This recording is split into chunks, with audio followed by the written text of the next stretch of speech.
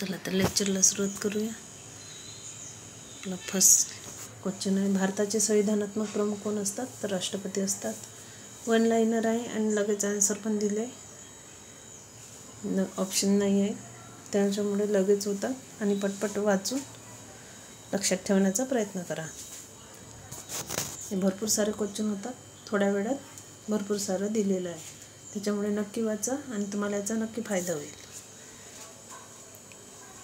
आणि हे क्वेश्चन आहे जे सर्व एक्झामसाठी आवश्यक आहे, त्याच्यामुळे चांगलं म्हणजे सगळ्याच पेपरसाठी जनरल नॉलेज चालते. तर नेक्स्ट आहे, भारतात पहिला सार्वत्रिक निवडणूक कोणत्या वर्षी झाल्या? ते 1951 ते 1952 या वर्षी पार पडल्या. महाराष्ट्रातील महसूल दिन कोणत्या तारखेत साजरा करतात? तर 1 ऑगस्ट रोजी साजरा करतात. पोखरण येथील पहिल्या अणुस्फोटाचे शिल्पकार कोण आहे? तर डॉक्टर राजा रामण्णा हे पोखरण येथील पहिल्या अणुस्फोटाचे शिल्पकार आहे. तर हे लक्षात ठेवा, डॉक्टर राजा रामण्णा. भारताचे 14वे राष्ट्रपती म्हणून 25 जुलै 2017 रामनाथ कोविंद यांनी शपथ घेतली होती.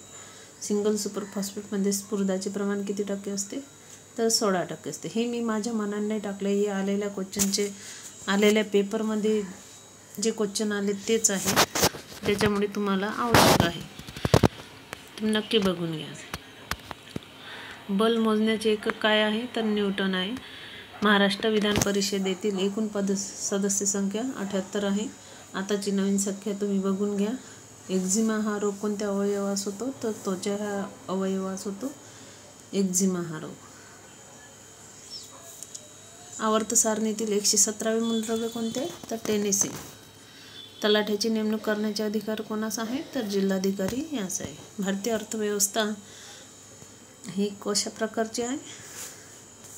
तर मिश्र प्रकारची म्हणून ओळखली जाते. भारताचे विद्यमान गृहमंत्री कोण आहे?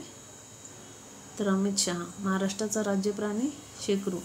मोहम्मद पैगंबराचे जन्मस्थान कोणते? मक्का. भारतीय नागरिकत्वाचा कायदा कोणत्या वर्षी मंजूर झाला? 1955. दुधाची शुद्धता मोजण्याचे उपकरण कोणते आहे? तर लॅक्टोमीटर हे दुधाची शुद्धता मोजण्याचे उपकरण आहे. हैदराबाद संस्थान भारतात केव्हा विलीन झाले? तर 18 सप्टेंबर 1918. सॉरी, याच्यामुळे ओळखायला नाही येत आहे नीट, तुम्ही एक वेळा नक्की हा प्रश्न बघून घ्या. मी पण बघेल आणि पुढच्या लेक्चरमध्ये नक्की टाकण्याचा प्रयत्न करेल. त्याचं राईट आन्सर आहे, त्यात राईट आन्सर, पण मी ते टिक नाही केलं आहे नीट. भारतामध्ये सर्वात जास्त अंडी कोठे आढळते? तर आंध्र प्रदेशात सर्वात जास्त अंडी आहे, जे तुम्हाला माहीत असावे. शरीराच्या कोणत्या भागाला रक्तपुरवठा होत नाही? तर कोणत्या भागाला रक्तपुरवठा होत नाही? कॉर्निया हा आपल्या डोळ्याचा असा भाग आहे जिथे रक्तपुरवठा होत नाही, कॉर्निया. लक्षात ठेवायचं. असं कोणतं ठिकाण आहे जिथे सूर्य हिरवागार दिसतो? तर कोणतं ठिकाण आहे? अंटार्क्टिक महासागरात सूर्य हिरवा दिसतो, सूर्य हिरवागार दिसतो. मेंदूची स्टोरेज कॅपॅसिटी किती आहे? तर मेंदूची स्टोरेज कॅपॅसिटी 10 लाख GB इतकी असते, 10 लाख GB. लाल केळी जगातील कोणत्या देशात आढळते? तर जगात लाल केळी ऑस्ट्रेलिया या देशात आढळते. कोणत्या देशात आढळते? ऑस्ट्रेलिया. चला तर IPL बद्दल काही महत्त्वाचे पॉईंट बघूया आपण. IPL चे पूर्ण स्वरूप काय?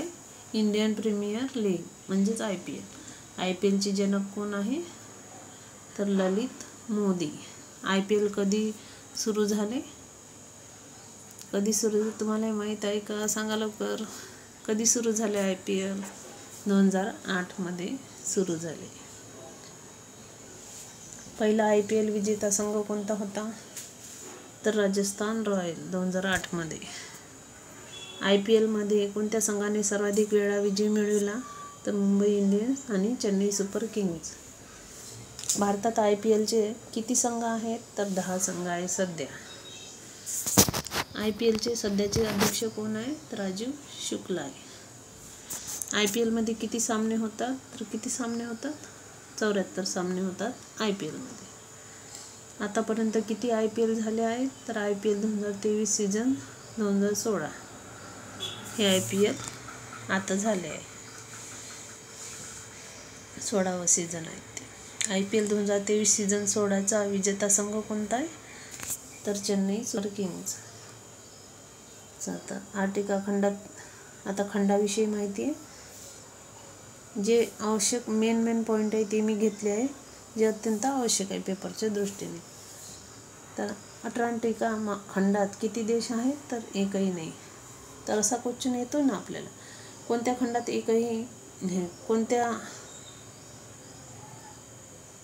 खंडात एकही देश नाही आहे? तर आर्टिका खंडात एकही देश नाही. अंटार्क्टिका खंडात एकही देश नाही. आशिया खंडात किती देश आहेत? तर आशिया खंडात 51 देश आहेत. आफ्रिका खंडात किती देश आहेत? आफ्रिका खंडात 54 देश आहेत. अमेरिका खंडात किती देश आहे? तर अमेरिका खंडात 35 देश आहे. ऑस्ट्रेलिया खंडात 3 देश आहे. आर्क्टिक खंडात किती देश आहे? तर आर्क्टिक खंडात 8 देश आहे. चला नेक्स्ट क्वेश्चन बघूया. महात्मा गांधी यांना राष्ट्रपिता ही उपाधी कोणी दिली? तर सुभाषचंद्र बोस यांनी महात्मा गांधी यांना राष्ट्रपिता ही उपाधी दिली. महात्मा गांधी यांना मलंग बाबा ही उपाधी कोणी दिली होती? मलंग बाबा ही उपाधी कोणी दिली होती? तर खान अब्दुल गफार खान यांनी मलंग बाबा ही उपाधी दिली होती. महात्मा गांधी यांना महात्मा ही उपाधी कोणी दिली होती? तर कोणी दिली होती महात्मा ही उपाधी? रवींद्रनाथ टागोर आणि श्रद्धानंद स्वामी यांनी दिली होती. तर मध्यवर्ती वस्तू संग्रहालय कुठे आहे? तर नागपूर येथे. प्रादेशिक वस्तू संग्रहालय कुठे आहे? तर औरंगाबाद येथे. आपलं राईट आन्सर आहे औरंगाबाद. चला आपण हे लेक्चर इथेच थांबूया. परत आणखी जे महत्त्वाचे जे क्वेश्चन आहेत ते मी नक्की पुढील लेक्चरमध्ये घेऊन येणार. त्याच्यामुळे लेक्चर नियमित बघत राहा. आणि कृषीसेवकचे, ग्रामसेवकचे, पोलीस भरती, जनरल नॉलेज, मराठी व्याकरण याच्यावर सिरीज घेऊन येत आहे. त्याच्यामुळे तुम्ही माझ्या चॅनलला नक्की भेट द्या आणि नक्की तुमच्या अभ्यासात फरक पडेल आणि तुम्हाला याचा फायदा होईल. आणि माझ्या लेक्चरला तुम्ही सबस्क्राईब करा, जेणेकरून मला लाईव्ह लेक्चर घ्यायसाठी जे माझी यूट्यूबवर जे सबस्क्रायबर लागते ते पूर्ण होतील आणि मी तुमचे लेक्चर कंटिन्यू ऑनलाईन घेईल. त्याच्यामुळे प्लीज चॅनलला सबस्क्राईब करून मला मोटिवेशनल करा आणि एक प्रकारची मला मदत करा सबस्क्रायबर करून प्लीज. मग तुम्हाला लेक्चर ऑनलाईन बघायला मिळतील. ठीक आहे.